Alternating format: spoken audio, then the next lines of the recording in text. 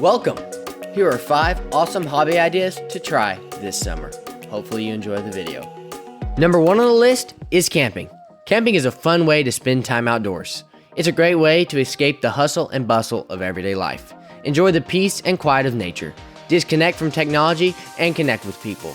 Camping is a great way to bond with family and friends. Make memories that will last a lifetime.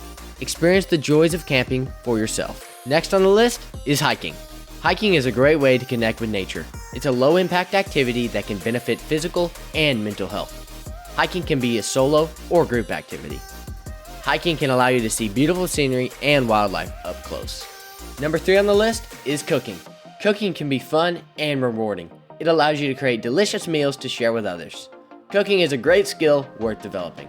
It can improve your health, save you money, and bring joy and satisfaction to your life. So why not give it a try and see what delicious creations you can come up with. Number 4, playing an instrument. Playing an instrument can be a fulfilling hobby. It requires patience and dedication. Playing with others enhances musical abilities.